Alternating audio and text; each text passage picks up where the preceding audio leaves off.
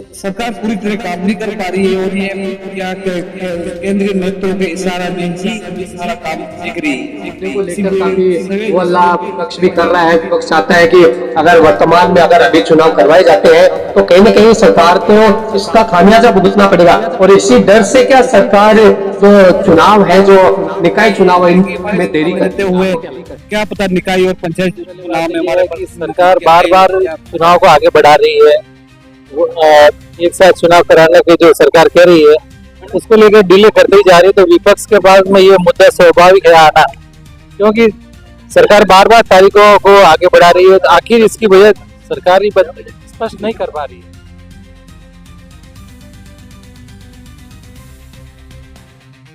नमस्कार, महात्मा राम सैनी एक बार फिर आप सभी दर्शकों का आपके अपने YouTube न्यूज चैनल पे हार्दिक अभिनंदन व स्वागत है। जैसा कि आज मैं आपको बता दूं, आज हम आए हुए हैं, हमारे पत्रकार साथी हैं बलवीर जी जलवानिया। उनके पिताजी जो सरकारी अध्यापक थे, उनका आज जो सेना निवृत्ति कार्यक्रम है, एक भव्य कार्यक्रम यहाँ पे आयोजित किया गया है। सभी पत्रकार साथी भी यहाँ पे मौजूद हैं और हमारे साथ यहाँ पे हमारे सबके मार्गदर्शक और बड़े भाई साहब और पत्रकारिता जगत में अपनी बड़ी पहचान बनाने वाले सुखदेव जी भाई साहब हैं। इनसे हम चर्चा करेंगे कि क्यों सरकार जो आगामी जो चुनाव है इनको टालने की बार बार टालने की कोशिश कर रही है। नमस्कार सर।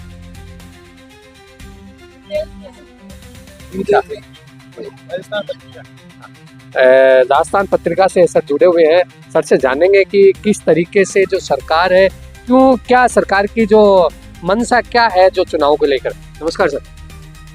सरकार चुनाव को लेकर जल्दी चुनाव कराएगी। हो सकता है आगामी नए वर्ष में जनवरी या मई में होने की संभावना है। नहीं सर, तो क्यों ऐसा, क्यों, क्या लगता है, आप क्या सोचते हो कि सरकार जो चुनाव को धीरे धीरे पीछे तक लेके जा रही है, आगे बढ़ा रही है? नियमित तारीखों को जो राजस्थान हाईकोर्ट है उसका भी एक बार आदेश आया था, लेकिन उसके बाद में जो SIR है उसकी प्रक्रिया प्रारंभ कर दी गई। अब सरकार वापस है। अभी कल परसों ही एक बयान हो रहा था कि जो चुनाव है लगभग शायद मार्च के बाद या क्या है। तो क्या लगता है सरकार की मंशा क्या आखिर? सरकार पूरी तरह काम नहीं कर पा रही है और ये क्या केंद्रीय नेतृत्व के इशारा में ही ये सारा काम दिख रही है। इसीलिए सभी डिसीजन लेने में अभी भी नाकाम है। हाँ सर, विपक्ष भी इस मुद्दे को लेकर काफी वो अल्लाह विपक्ष भी कर रहा है। विपक्ष चाहता है कि अगर वर्तमान में अगर अभी चुनाव करवाए जाते हैं तो कहीं ना कहीं सरकार को इसका खामियाजा भुगतना पड़ेगा, और इसी डर से क्या सरकार जो चुनाव है, जो निकाय चुनाव है, इनमें देरी कर रही है। आपको क्या लगता है? अभी क्या हो सकता है कि सरकार को क्या जो निकाय चुनाव है इनके अंदर कोई खामियाजा भुगतना पड़े, कि इसलिए ही सरकार चुनाव आगे करवाने की सरकार डरी हुई है कि हमारे सत्ता में रहते हुए क्या पता निकाय और पंचायत चुनाव में हमारे प्रतिनिधि जीत के आए या नहीं बन पाए। सर, अंता का चुनाव भी एक बहुत बड़ा चुनाव था, उसके अंदर भी आज सरकार थी, पूरा सरकारी तंत्र वहाँ पे लगा हुआ था, उसके बाद में भी वो सीट है सरकार नहीं बचा पाई। इसको लेके आप क्या कहेंगे? इसको लेकर सरकार की कहीं न कहीं कमियां जरूर नजर आती है। हालांकि बिहार चुनाव में सरकार बनने पर उत्साहित है, मगर राजस्थान में अंतर सीट जाने के चलते अभी डिसीजन नहीं ले पा रही है कि निकाय चुनाव जल्द कराई या कुछ दूरी के समय बाद कराया जाए। हाँ सर, हमारे साथ ही जो एक और पत्रकार साथी, हमारे वरिष्ठ साथी श्याम जी सैनी है, इनसे भी मैं सर से भी चर्चा करूंगा कि आपको क्या लगता है सर, अभी जो चुनाव होने थे सरकार की, आपको क्या लगता है कि सरकार क्या डरी हुई है लोगों की? कई बार विपक्ष इस मुद्दे को बार बार उठा रहा है कि सरकार है वो इस समय डरी हुई है, उसको कहीं ना कहीं खुद की हार सता रही है। तो आपको क्या लगता है सर? देखो, इसमें सबसे पहली बात तो ये है कि सरकार बार बार चुनाव को आगे बढ़ा रही है।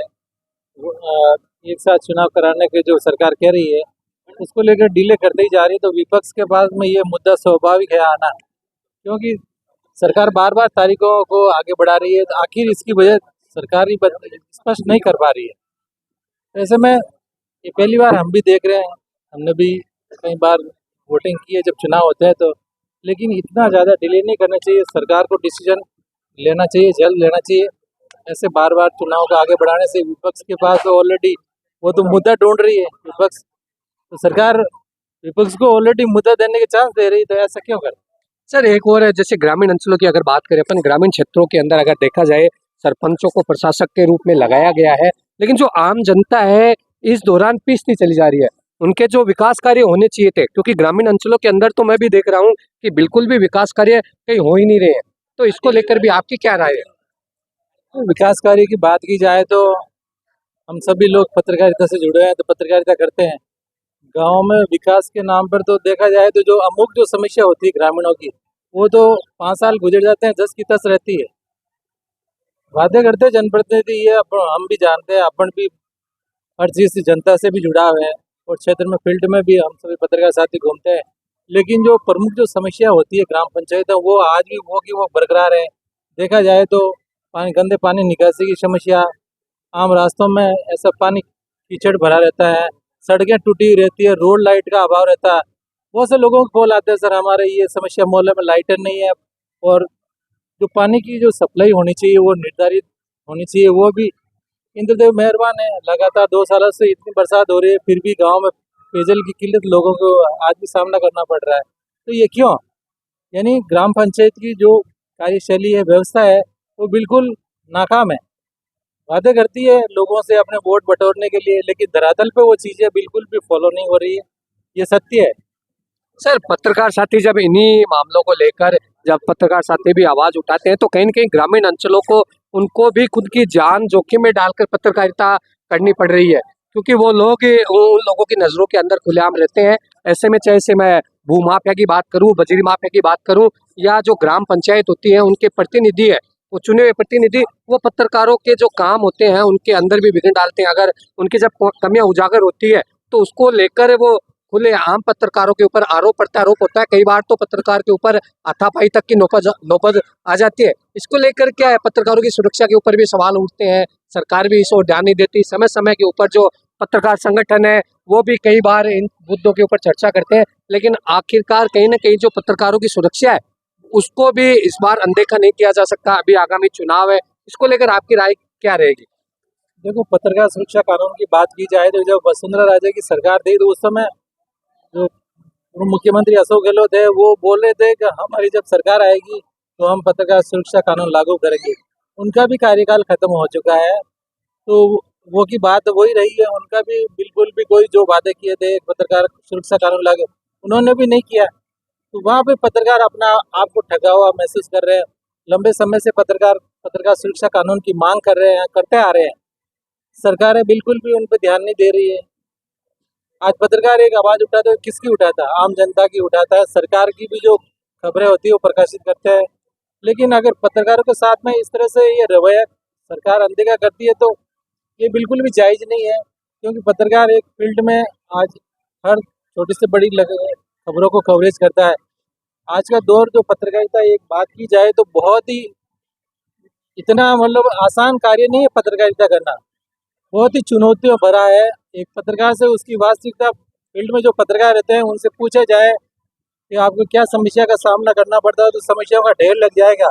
सबसे पहले रहते हैं उनकी अपनी जान की सुरक्षा का, क्योंकि आजकल सारे जो अनैतिक कार्य करते हैं, अवैध कार्य करते हैं, उनके ऊपर प्रशासन की कोई ठोस कार्रवाई नहीं होने के वो पत्रकारों पर हावी हो जाते हैं।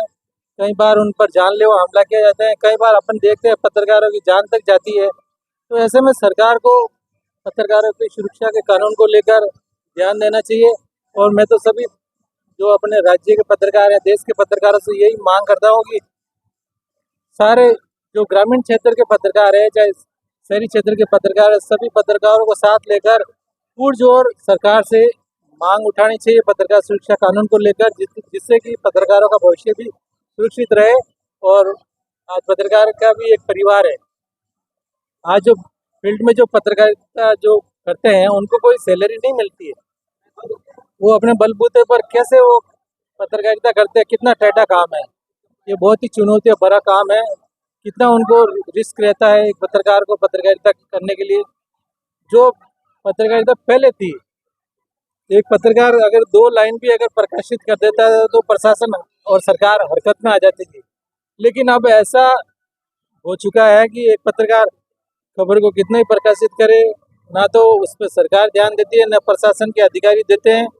सिर्फ कार्रवाई के नाम पर खाना पूर्ति करके उसको इतिश्री कर देते हैं। सर, इसमें इसमें थोड़ा सा मैं एक बात आपको बीच में रोकना चाहूँगा क्योंकि पत्रकारिता का की भी अगर अपन देखें तो उसका स्तर भी कहीं न कहीं गिरता जा रहा है।